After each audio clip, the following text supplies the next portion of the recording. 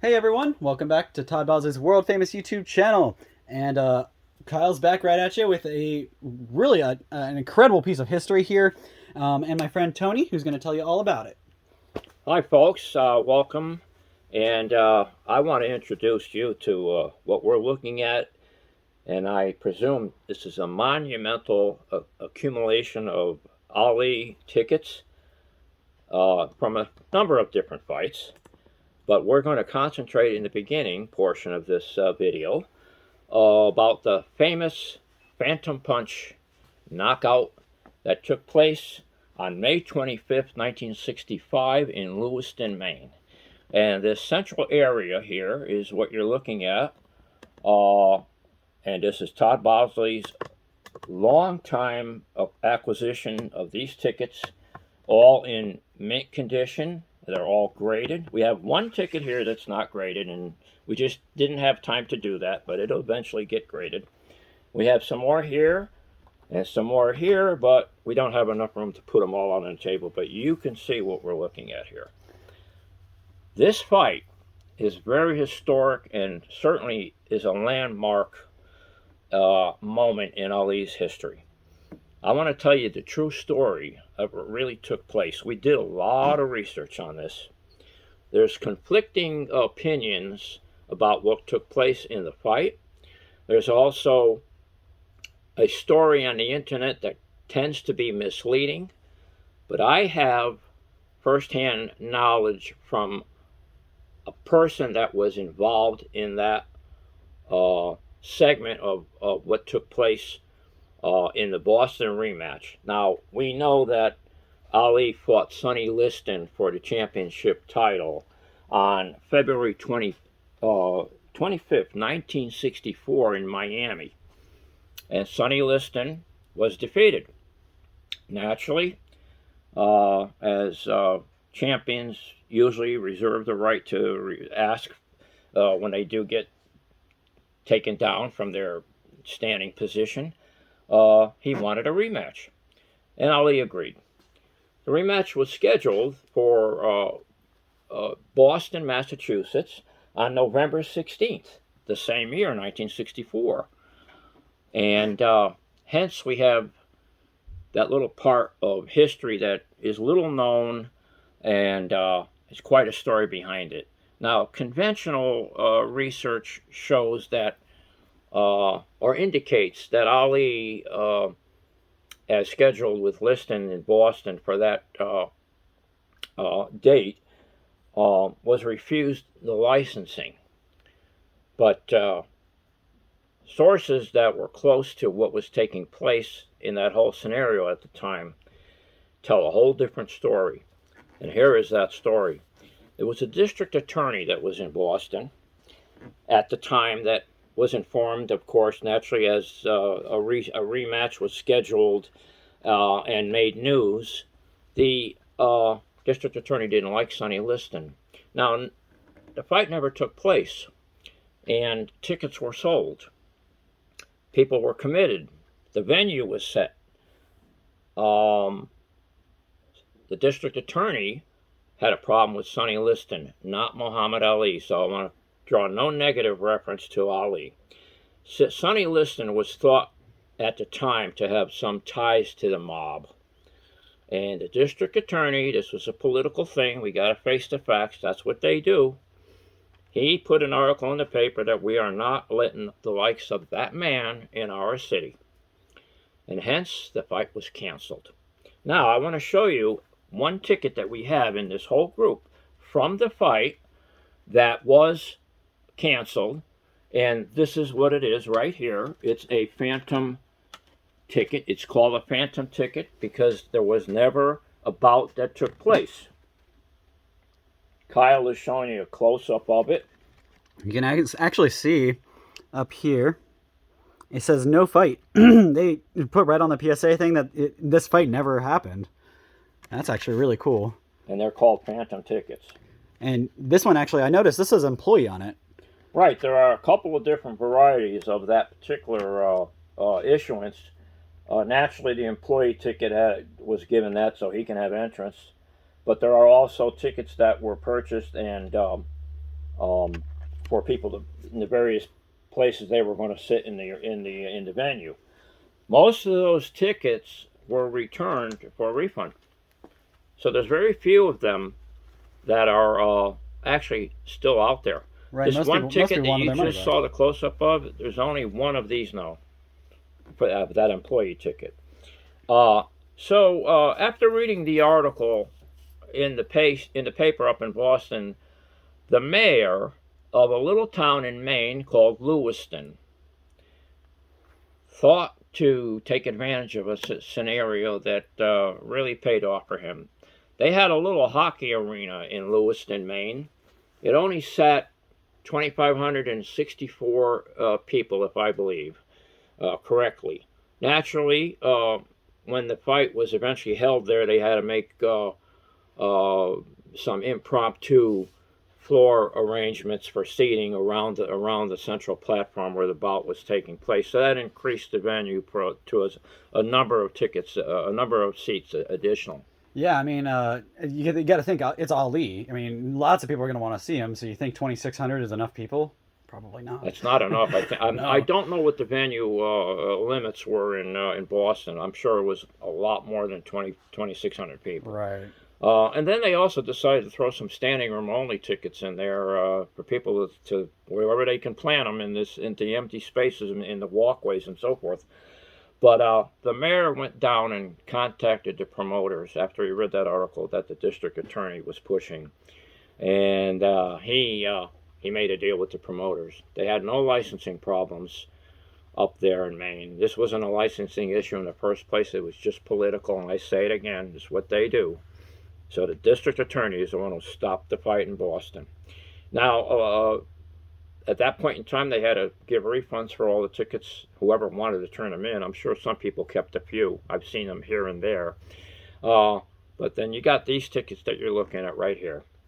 Now, you would say, upon looking at the number that Todd worked vigorously to accumulate this group of tickets, it's a massive collection, and it's destined for some great value down the road. Upon a quick thought, without giving much consideration, one would say, if you had a ticket that's unused, how was that so when we know that the fight was literally sold out? There was Right. no seats available Yeah, every seat was filled. anywhere, and people were clamoring to get in. So why do we have all these? Well, this is the unique part of what this story is all about. We had a very illustrious little old guy who I actually met in person one time. He was 90 years old when I met him about 15 years ago. And he said to me that he was an usher, or a seating attendant, as it was called, at the time in that fight. And he knew that this was a very notable event that was going to be taking place, and he decided that if he could, he would accumulate as many of these tickets that come through the gates, all right, without giving the tickets back to this person who bought the ticket. And then how he did it was, mostly he did it with groups, because it was easier to take a group of, let's say, 4 people came together and they wanted to sit wherever their tickets were in order. He would take them down, have the tickets in his hand, bring them to their seats, let them go in, and just not say anything about, here's your ticket back. It's kind of And nonchalant. he didn't tear the stub off. The tickets are in 2 sections. There's a little dotted line. Todd can show you a close-up of, you can see where it is. One part is the stub, and the other part is the retainer that the person would have. You guys see the dots right there? That's actually the preparation. And those ushers should have been ripping this. And this is the part that the whoever bought the ticket would get back, and this is the part the usher would keep. But that particular ticket that Kyle's showing you right now is actually the rarest of the group, because there's very few of them that actually survived, and which he was able to acquire at the time. So this very cool seating attendant, if the people didn't ask precisely for their tickets, he just kept them. here you go, folks. There's your seats. Enjoy the fight. Enjoy the fight, and I'll be on my way. And the tickets went in his vest pocket. So through the evening, or the initial period when they were seating everybody, he managed to acquire a bunch of tickets. And sure, there's a bunch of them here, but boy, they got a lot of history to them, because where are you gonna find a ticket ever that you can say is a used ticket, but it's new, but it's mint? All right, so we're not looking at a totally mint ticket that somebody stuck on their refrigerator and forgot to go or didn't go to the fight, leaving an empty seat. That never happened. These tickets were there. They were at the venue. They're part of that history. And due to this man's thinking, now we have a unique story to tell, and it's going to last for the future indefinitely. I want to point out something about value.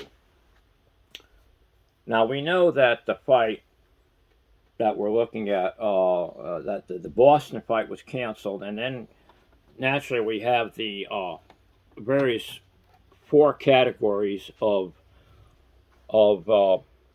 seating and standing room only tickets. We have 2 seating tickets for the bleachers. Basically, they're called arena tickets, and that is your yellow and your hot pink. Yellow and hot pink, right here. I'm sorry. This hot is pink over here. This is what Kyle is showing you. That ticket you're looking at, a grade 9, that's a PSA grade 9. There are only a limited number of those ever graded in a 9, and I'm not sure what the count is. It's less than 10. A ticket just like that, of course it had a different number. That is not the same ticket, but a ticket just like that, sold at Robert Edwards Auctions, REA, they go by that nickname, on April 24th in his spring auction for $6,500, including buyer's premium. $6,500, guys. This one ticket. In PSA 9.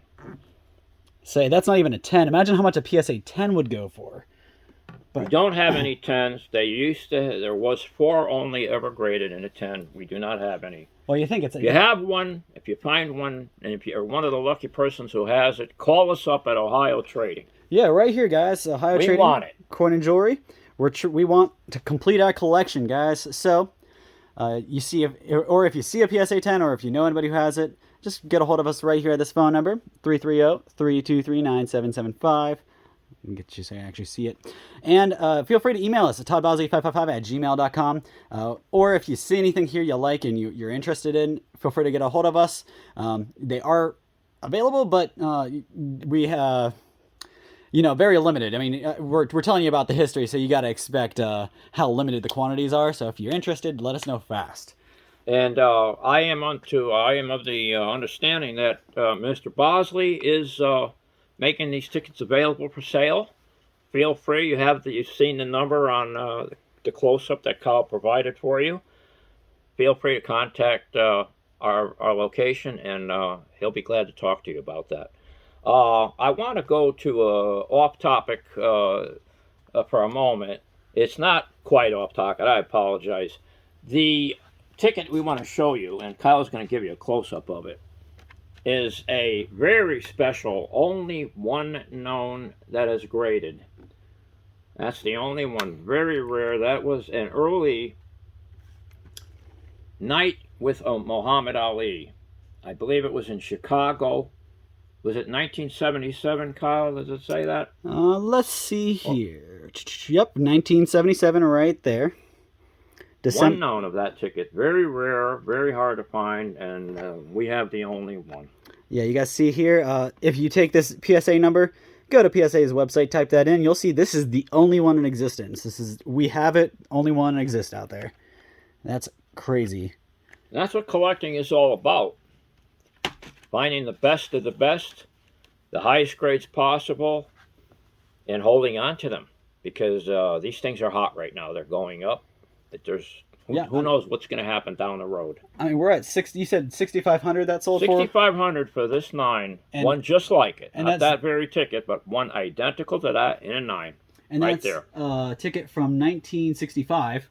So you got to think, give it another 20, 30 years, how much more is that thing going to be worth? I mean, I would love to be somebody's grandchild who has the fortunate luck of having their grandparent acquire a ticket or two of these for them.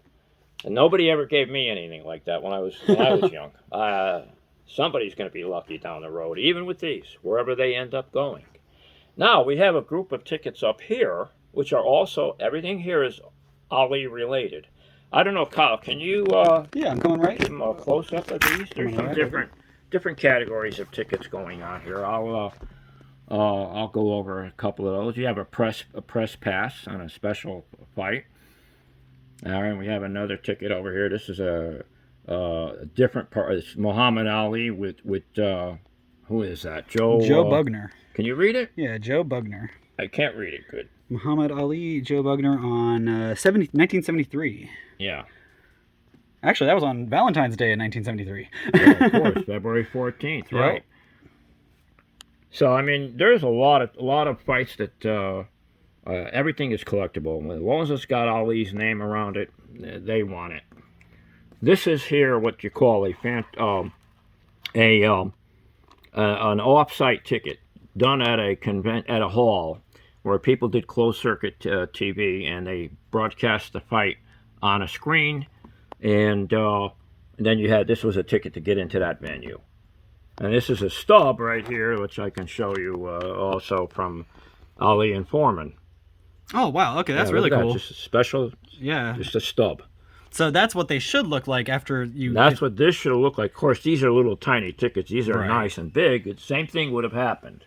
And because they have a little dotted line going across there, that doesn't mean that they would have been seating attendant would necessarily have followed that. He just usually tears it, and that's what you get. Right, you get a... So we are very fortunate to have Todd's collection here today. And I hope you guys can really take heed of what you've seen. This is really fantastic, and we're just happy to be able to share it with you. Yeah, I mean, really, guys, this is a piece of history. I mean, Ali is probably the best boxer in history. There's just not been a name like that. I mean, even if you're not a boxing fan, you know who Muhammad Ali is. The world knows. The world knows. So you got a huge collection. We got everything's PSA graded. There's just a couple that aren't, and we're working on getting those graded too. And you guys can tell that some of them they've been graded in waves, so you can actually see that like this is one PSA that's a little older, but this is a newer PSA, and that's hologram. I don't see that a whole lot where you can see two of them side by side. Where this is an older ticket. Yep. That's a newer, not an older ticket, an older grade and a newer grading. And then you get the PSA little sticker there. It's just a little different. Everything's the same though. You can still take that code to PSA's website and type it in, and it'll tell you how many exist. Just a little neat, different thing that you don't see, because how often are you going to have 30 of the same exact ticket side by side by side? Exactly. So. Kyle, I want to interject here. Is Todd acquiring more tickets or more sporting? What is Todd looking for? Go ahead, Todd. We don't just mess with sporting tickets. I mean, here at Ohio Trading, I'll get you in here. We literally carry, buy, and sell just about anything collectible. So you got pop culture, you got sporting tickets, you got sporting bobbleheads, trading cards. Just about anything of value we will buy and we sell. So let us know if you have a whole horde of stuff like this. Maybe it's not a boxing fight. Maybe it's some other ticket for some other event. Let us know. It may be worth more than you'd think. Baseball cards, everything, right? Yep, baseball cards. Pretty much. We actually just bought a whole bunch of bobbleheads. You guys can check out those. But really, anything that is of value, we'll look at and consider. So. Right here at Ohio Trading Coin and Jewelry, located in Louisville, Ohio. And there's our phone number and email, so shoot us an email or give us a call if you have any questions. Well, we hope you enjoyed it all today, and we'll do some more for you in the future. And thank you guys so much for tuning in. Drop a comment down below. Let me know what you think about all this. And we really appreciate you tuning in and checking us out. And hopefully you like what you see. Drop a comment, and don't forget to subscribe for our next one. Thanks!